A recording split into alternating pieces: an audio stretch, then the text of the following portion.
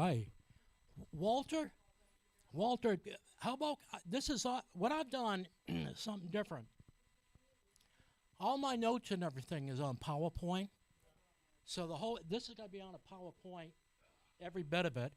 So you might want to come up closer unless you can see it from there. That's all I got to say on that.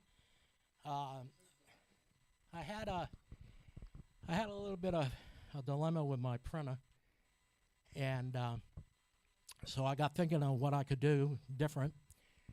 So instead of the notes, um, I put every bit of my notes and everything right here on the slideshow for you.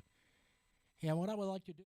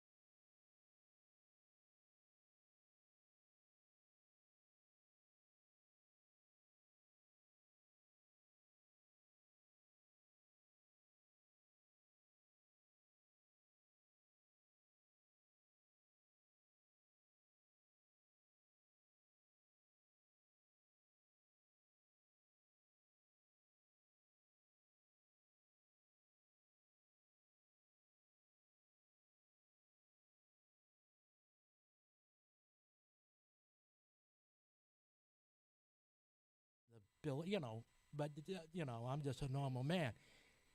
But I was surprised when I got reading about this, some of the stuff about Paul, and it's amazing. Paul's an amazing man to study on, and that's just exactly all these people were men. All right, and so anyway, I'm gonna sit down because my back's killing me, and oh, huh? Okay, riding the storm, Acts 27. That's something I put in there for me. But anyway, Paul's voyage to Rome stands out as one of the most vivid pieces of descriptive writing in the whole Bible. Its details regarding first century seamanship are so precise in its portrayal of conditions on the eastern Mediterranean, so accurate that even the most skeptical people have conceded that it probably rests on a journal someone let that such voyage as described. In other words, even the skepticals, this is so well written that what they're technically saying, it had to be written by someone that was an eyewitness that was with them. This is not me telling a story. In other words, what's saying, this ain't Dan telling a story about what George went through. This is Dan on the boat with George. You see what I'm saying? And actually been there to say that. I found that interesting. I really did. There's a couple of things I didn't do. A classic study of Paul's sea voyage by James Smith in 1782 to 1867. All right, Smith was an experienced yachtsman and a classical scholar. From ancient sources, Smith had carefully studied the geography, weather conditions, and navigational practices of Paul's time. In other words, he did this. Smith was also acquainted with the eastern Mediterranean Sea with 30 years' experience and launching behind him. He spent the winter 1844 to 45 on Malta. There he investigated the sailing conditions in the area mentioned in Acts 27. Now, why that's in there is for support of that statement that we made before. And a lot of folks that do studying on this refer back to this autobiography from this guy. The question, when I was reading this, I saw this and right in there. It said, why did God devote so much time in this one chapter? You look, chapter 27, there's a lot there, a lot of time. Other than, Paul got on a boat, Paul went to Rome, He devoted almost an entire chapter. God devoted almost an entire chapter in the Bible telling about the ship in the midst of a storm because it's more than history. It's more than what those past two slides just said. So, history is saying it had to be written by someone who was there. And this guy, Smith, also gave it a credence in the book, all right? But the point of the fact is in the Bible it's telling about ship in the midst of the storm because it's more than history. The Holy Spirit uses this story to make an incredible illustration with great spiritual application for all of us. And there's Paul, anybody that studies and has to teach, there's so much information. They call it running rabbits back then because you get off trail because there's so many outlets on it that it's kind of hard to keep to the point. But anyway, it's a great. It's good for me. The application is great for me. There are 4 basic kinds of storms in the life that we get into, whether saved or lost. Okay, and that's what we're going to be talking about today. There are 4 basic trials or storms. We're going to call them storms that we get into. All right, pretty interesting. And this is for both, not just the lost, but us that are saved. All right, things happen. We find ourselves on a sinking ship. How would I react? I'm not pointing no fingers during all of this. This is me, I. But anyway, here we go. There are normal storms. The Bible says God makes it rain on the just and the unjust. We simply live in a world that has storms as a natural part of life. Matthew 5:45 it says that ye may be the children of your Father which is heaven.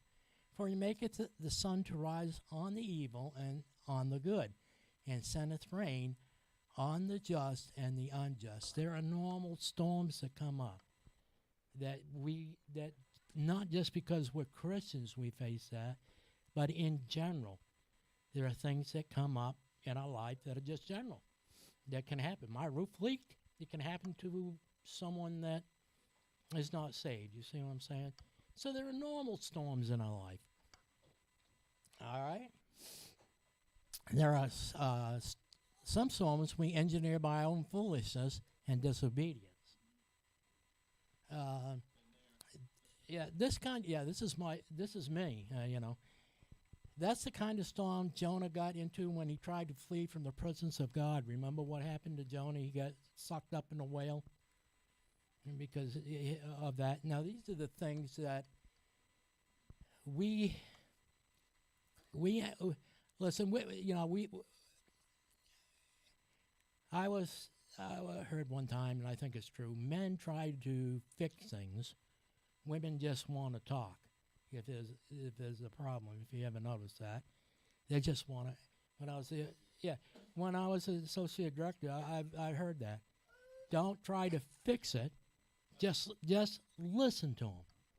But men, when they come in, we're looking for a solution to the challenge or problem. So it's not. When I say foolishness and disobedience, because actually, technically, when I think about it, when I tried to solve the problem, notice I is foolish because I thought wrong. That's what happened normally. It says instead of relying on God. That relying on God is for everything. There's nothing too little for God. That's another thing I found out. You lose your pen, you can ask God, where did I put my pen? Linda and I do this quite a bit. I dropped this. Where is it, Lord? Now, if I don't, what I found, it takes me half as much time. That's what, in my own experience, about half as much time to find out what it pen went with. That's just my experience. So that kind of storm is what Jonah got in. There's a reference, Jonah 1, 1 through 4. There are also storms God sends us for our growth. Jesus commanded his disciples to get on the boat and go to the other side of the sea. Remember that? In Matthew 14, 22, 24. He sent them across to the other side. Jesus didn't go with them, but he sent them across, right? I didn't think about this until here. Jesus knew that there was going to be a storm, right? Right? Well, you're right, George. He actually made it, and he knew. But was teaching them a lesson for the growth in the discipleship. So not every storm that we go through is bad where we can't learn. What was that show, that judge show? He used to ask him after he put Judge Judy's husband there. I used to like it because he always said, after he did the trial or whatever, the sentencing, he would always look at them and say, and what did you learn? And he would make them say, what did I learn? Because he said, if you didn't learn, you're bound to fail again. So it's a learning process. So sometimes when we're going through these, it's hard not to say why me, but to say what. What do you want me to learn? What is this? Why, you understand the why is the bad why? The crying and, no one loves me and all of that, yes. It's the why you're doing this so I can learn. Then what do I need to learn through this storm? You go through it in that and you're going to learn. So that was the third one. And there are storms where we're dragged in by other people. That's where we find the Apostle Paul. Paul, a seasoned traveler who had been through shipwrecks, knew that this ship ought not to sail, and he tried to warn everybody, but they wouldn't listen. This is the one that we get into by following the crowd. These are storming lives that we just happily go along with people. Or even unhappily. We haven't got control, right?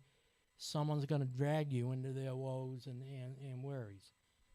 Okay, so that's the fourth one. As a prisoner guarded by a centurion, Paul had to go along and do whatever the higher powers said. We get into difficulty because of the authorities that are over us. Paul really didn't want to sail, but he was at the mercy of the others making the decision. Our government's doing that today to us, right? A lot of things abortion. The whole morality scene, for lack of better words, is running amok, and we get dragged into that. That don't mean we have to be a part of it. It just means we get dragged into that. We get dragged into conversations that you don't want to be in. So those are some of them. In the first verse, we're going to look at verses 1 and 2. And in this part of it, section, we're going to be talking from Syracuse to Fair Havens. All right? And this is when Paul and his companions leave for area. In verse 1, and when it was determined that we should sail into Italy, they delivered Paul and certain other prisoners under the name Julius, a centurion of Augustus' band. All right? under this under this chapter, these are the 4 points that we're going to be talking about under this part about them sailing in the first part of these verses. Okay, we're going to be talking about Julius. We're going to be talking about the false accusation of Paul, and also Arcus and Luke. Now, I didn't. There's a lot I didn't know. I thought Paul was by himself, but we're going to find out he weren't. And I thought it was a small ship, and it's not. I thought there were maybe a handful of people. Well, they're talking 250 some people that were on that ship. Yeah, that's I never knew that. Well, it was there, but it weren't. But I forgot the number. I didn't put it down there. But there's at least 250 people on this ship. Okay, for the reason, why was Paul headed for Italy? Now, of course, in this chapter they're talking about the storm, but the first thing is when it said when it was decided. Well, what happened? And you'll find that in Acts chapter 25 and 26. That it continues. All right. The reason for the trip was because the Jewish leaders had falsely accused Paul of inciting riots and showing disrespect towards the Jewish temple. They didn't like what Paul was preaching. Right. That's right. And so what they wanted to do was drag him before the courts. And just like they did Jesus. Basically the same theory of philosophy in that was the same thing. Troublemaker, we got to get rid of him. Yes, I just thought of something. That's like don't rock the boat. Just be there and be quiet. But see, Paul rocked a lot of boats. A lot of them did. Paul weren't silent, as we find out. He was very vocal. And so anyway, they didn't like that. They didn't like that at all, and they wanted to railroad him. Yeah. Julius, a centurion soldier. Julius was a centurion of the Augustan regiment. He was common for soldiers, Roman soldiers to accompany and transport the criminals who were awaiting trial and merchant ships filled with grain going to Egypt to Rome. In other words, there's two purposes. We're going to find out why that ship was sailing. They didn't get on a ship, a passenger ship, right? They got on a cargo transport, for lack of better words, because you're going to find out that the world, the main purpose weren't for them. The ship's main purpose weren't to take them prisoners over there. The main purpose was to take grain back and forth for profit. And what they did was hired out on that boat. So it was secondary on that. Huh? Paid for that too, right. Right. So it weren't like they got on their own special ship. Yeah, you know what I'm talking about. Just Paul and a handful of people. Falsely accused Paul.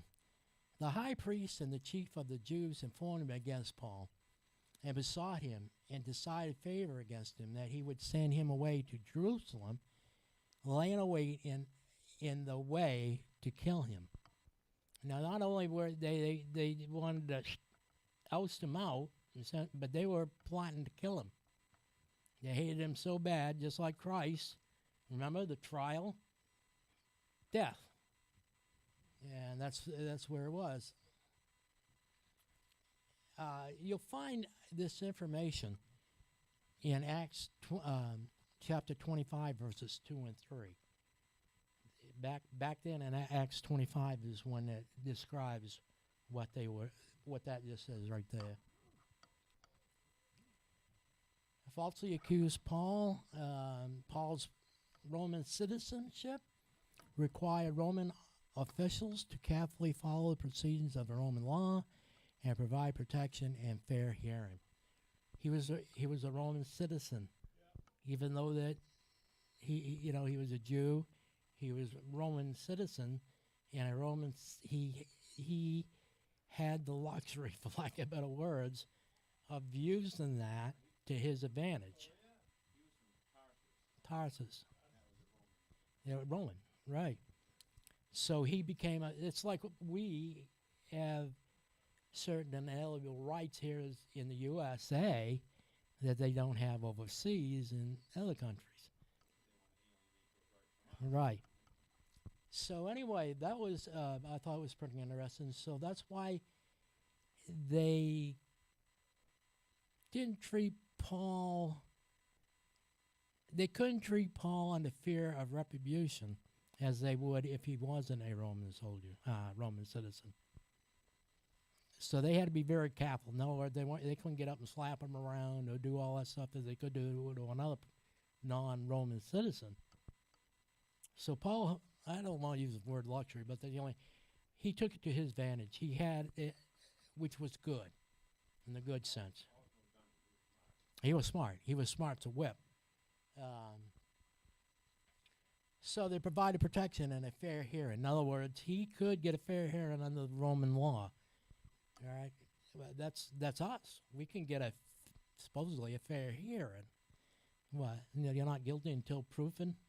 So anyway, it's important to know God's providence in all these events. Paul finds himself protected from the Jews by a Roman official and prepared to travel to see to Rome. This turn of events fulfills the words Jesus has spoken to Paul in an early appearance in Jerusalem. Now that's back, okay? He told Paul back then that he wanted him to go to up to Italy to witness. Okay, so this is all in the future to Paul, okay?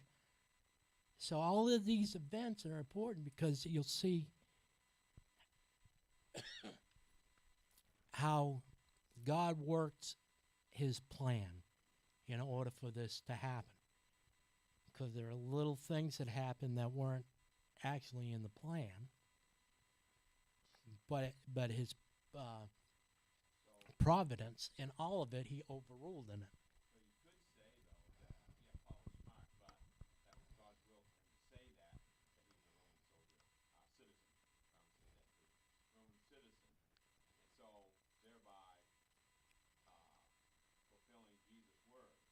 Yes.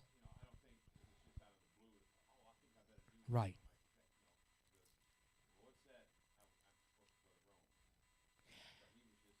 Right. Right. I don't know. I didn't, because I just thought about this. I'm not sure, but maybe if he wasn't a Roman citizen, he wouldn't have to go travel someone else, to be judged by someone else. I'm not sure of that, but that could be a possibility, and that's another reason why that was that way. Right.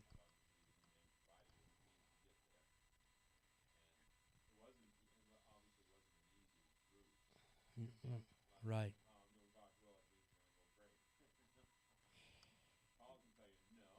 God,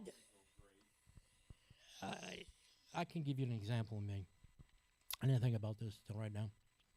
I had I was down in Box Hill Air Force Base during the Gulf War and all of that. And towards the end of it, before we went over there, they canceled all leaves, all vacations, what the civilians would call it. All leaves were canceled. No one could go nowhere, do nothing. That's just before they shipped out almost the whole uh, crew over where they were going. Of course, I was going through a divorce back then, and my lawyer called up and said, "You have to be up here." Well, I didn't think I did. They called me up at the last minute, and I said, "Well, how am I going to get up there?"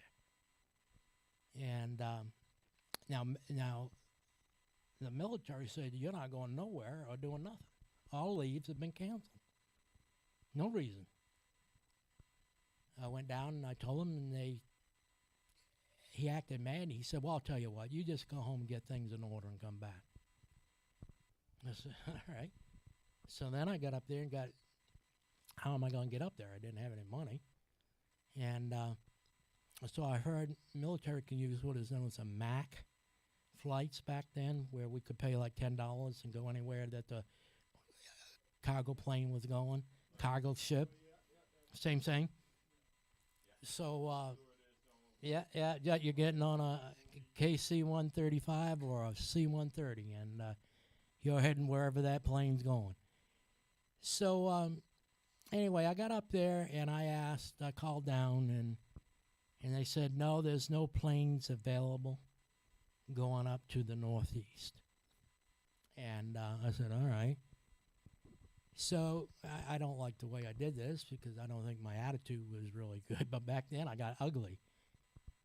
I got mad because it was like, okay, I was almost nicely sarcastic. I was praying about it, and I got out and said, all right, God, you want me there? You put me there. This is your problem now. That ain't mine. I'm tired of it. That's what I said. I remember it. And this was years ago. I got up, and I'm not exaggerating. Within 15 minutes, I was getting a phone call. And they said, Sergeant Lowell, this is the MAC terminal. I said, yes, sir. He said, the 8th Air Force Band is taking the general, a 3-star general, up to Pease, New Hampshire. They have taken off one cargo that can't fit on the plane. There's a seat available for you. So I flew for $10 from Box Air Force Base, Louisiana, to Pease, New Hampshire for $10. Now, this is the whole, what I'm talking about, that was God's providence in the whole thing. I truly believe that God influenced that man to say, you can go. Had to be. That had to be of God. Because no one else was going, just me. You understand? Out of all them people. I don't even know how he could do it without justifying it. I really don't. I get thinking about it. No planes going there. How you going to get there? And God took care of that. And not only did I get to go, but I didn't sit on a cold plane. I sat up there on nice seats because that was it. General that was going up there.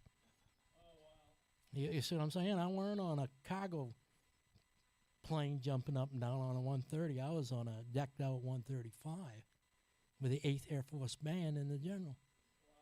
Wow. And they didn't delay. They didn't do nothing. Boom, bang. You'd be surprised what the Air Force can do when a general's sitting on the plane. Oh, yeah. So anyway, I just threw that in because that's what I'm thinking about about God's providence and things that sometimes we don't think of until after.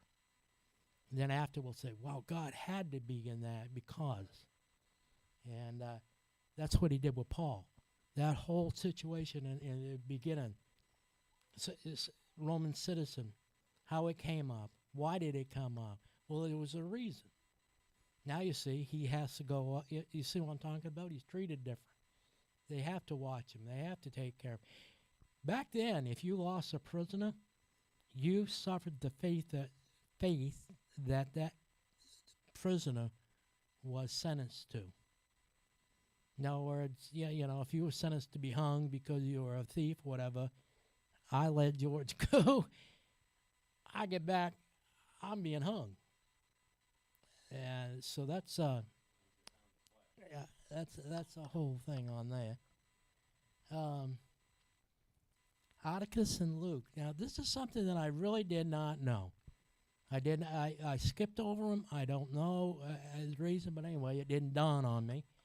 Atticus and Luke, in verse 2, and entering the ship of Arterium, we launched, meaning to sail by the coast of Asia. One Atticus and a Macedonian of Theophilus, boy, I'm having a hard time. Thank you. Being with us. Okay. Yeah, well, these new teeth ain't doing no good.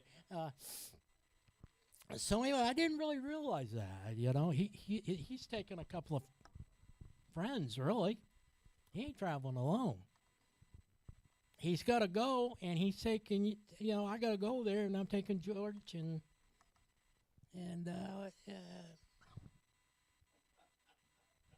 I'm telling you, I got these I closed down. But anyway,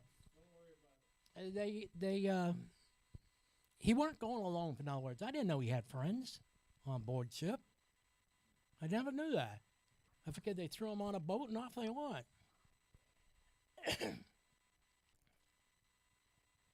It says, notice us in verse 2 and beyond. When you read that, when we start seeing the things, you'll notice the words not Paul, but us. Us. Okay? Accompanying Paul on his voyage. This is why. The favor of Paul, the favor Paul enjoyed from Julius, as in Acts 27, chapter 3, if you read it, meant he was allowed to take these companions with him.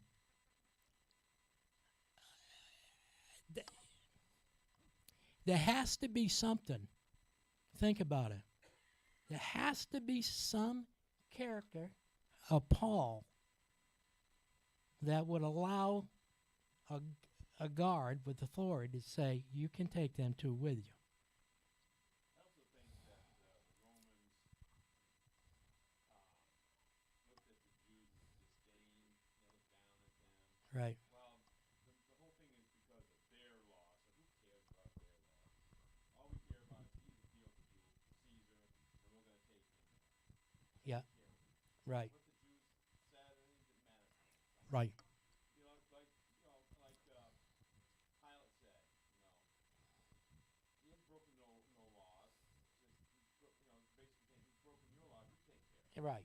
Right. They created such a tumult and such. Right. And I think there was close to riot. Right. He didn't want that to happen. Paul's in that same, Paul's almost in that same circle you're talking about, George. You're right. I mean, they didn't hate him, but they certainly didn't think of him as a friend, or even to the point, why should I give you any extra consideration? You're a Jew, and I'm a Roman. Yeah, but what happened was because they knew he was a Roman citizen, all that would be coming back at him if something happened. You see the protection that God gave Paul on that, all right? It's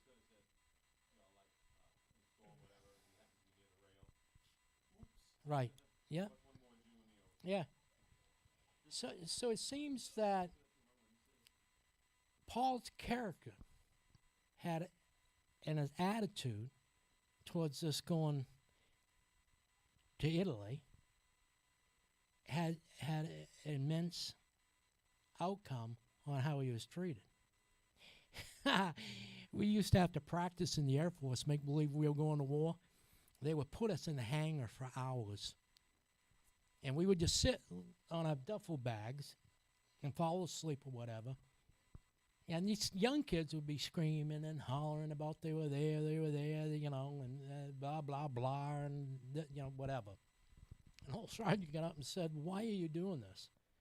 He said, you're going to stay here until they let you go, no matter if you holler or not. So sit down and shut up. Yeah, you see, it was an attitude. And I got to learn that attitude in the Air Force was, I'm here, I'm not going nowhere, so let's make the best of it. You see what I'm saying? There's some things you can't control in life. All right? So instead of screaming, hollering, jumping up and down, which is no good anyway, you ain't going to change. So sit back and make the best of the storm, when you go through it. What time is it? I'll do the next one, and then we'll stop. Oh, I'll tell you what. We'll stop there. We did get through the in the thing and stuff. But we're going to talk a lot about Paul. We're going to start with verses 3 and 8 next time, and I'll try to rush it up a little bit more. But the ship, we're going to start talking about the first stop. What happened at the first stop of the leg of the journey? We're also going to be talking about the journey itself, and what happened at certain parts is things that I did not realize. Paul didn't have a nice scenic tour there. When they set out during the time that they shouldn't have not gone, and they went anyway. And you're going to, well, I know, but they thought they could make I'm jumping in ahead, we'll learn this. I'm just giving you a little bit of a capsule of what's going to happen. They thought, they went, and what happened was all these events happened in it. from the time that they left until they reached, I thought they had clear sailing until they got into this big storm. That is not true. Each part of that leg, they had difficulties all the way up through. And we're talking about seasoned sailors and not, part-time warriors on that boat. So we're going to be talking about all those things. And how does this application of what Paul's doing applies to me? Okay, and that's the things that I want to hold onto it, but I also want to give as best I can, the explanation that I learned why. I always thought it was good to put yourself in the position and try to put yourself, be Paul. You're going to find out Paul was afraid at one time. And what happened when he got afraid? Can you imagine Paul being afraid at any point? Huh? You'll hear that. And what did God do? You'll see all these things. You'll hear all these things, all right? So we're going to close here because it's 15:15 and we got 15 minutes. Our Lord, I want to thank you for today. Help as Paul continues with us. And we want to thank you for these words, Father, today.